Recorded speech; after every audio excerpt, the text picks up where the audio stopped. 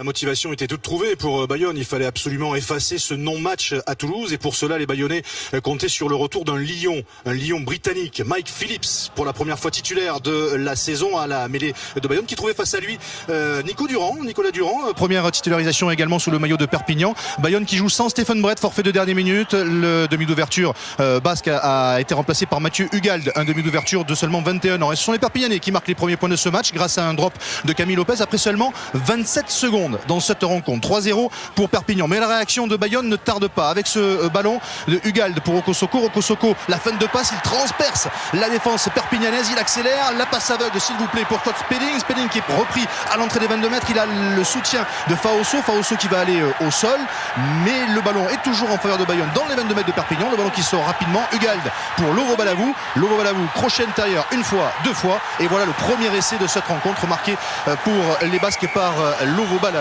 Alors là, l'essai sera accordé après arbitrage vidéo parce que cette passe de Hugald pour Lovo Balavou est très limite.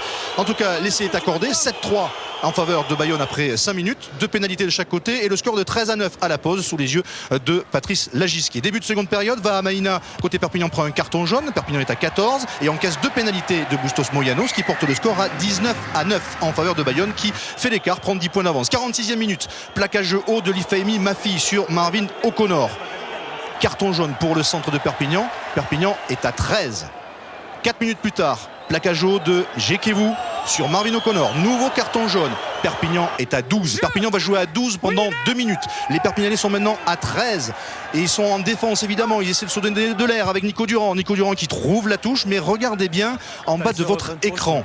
Marvin O'Connor va récupérer cette balle. Il fait appel à Rokosoko. On joue rapidement cette touche. Rokosoko accélère et plus personne ne pourra le reprendre pour aller marquer le deuxième essai de Bayonne dans cette rencontre. Et c'est marqué par Joe Rokosoko. Toute la malice de Marvin O'Connor et la puissance, la rapidité de Rokosoko qui permet à Bayonne de mener alors 24-9.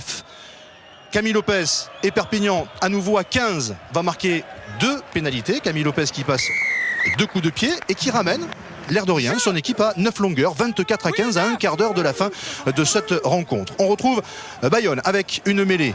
Le ballon qui va sortir pour Phillips. Phillips qui est pris mais qui trouve quand même dans le bon timing Scott Spedding qui accélère le 1 contre 1 face à James Hook et plus personne là encore ne pourra le revoir. 3e essai pour Bayonne, c'est l'essai du bonus offensif pour les Basques qui mènent alors 31-15 après cet essai de Scott Spedding qui arrive dans le bon timing et qui dépose James Hook pour le 3e essai de Bayonne. Et c'est pas terminé. Bayonne qui continue à avoir la main sur le ballon avec cette mêlée en faveur des Basques. L'introduction pour Mike Phillips. Le ballon qui va sortir en faveur du demi de mêlée de Bayonne. Ballon écarté, la croisée pour Rokosoko. Rokosoko avec au passage un plaquage sur Sébastien Minori, l'arbitre de cette rencontre. Rokosoko qui prend les extérieurs, il va aller marquer le 4e essai, mais il est repris au tout dernier moment. Admirez au passage le beau tampon sur Sébastien Minori qui va quand même souffrir pour terminer ce match, mais l'essai ne sera pas accordé et pour cause. Rokosoko passe en touche avant d'aplatir. On en reste donc à 31-15. Fin de rencontre, carton jaune pour Spedding. C'est cette fois Bayonne qui est en infériorité numérique à 14.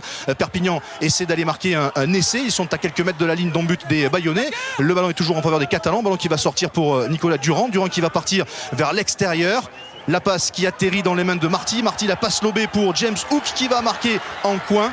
Le premier essai de Perpignan dans cette rencontre qui prive de bonus offensif les Bayonnais. On va en rester là. Victoire finale de Bayonne 31-20 face à Perpignan. Sans bonus offensif pour les Bayonnais, sans bonus défensif pour les Catalans. C'est la 2e victoire de la saison pour Bayonne et c'est la 2e défaite de la saison pour Perpignan.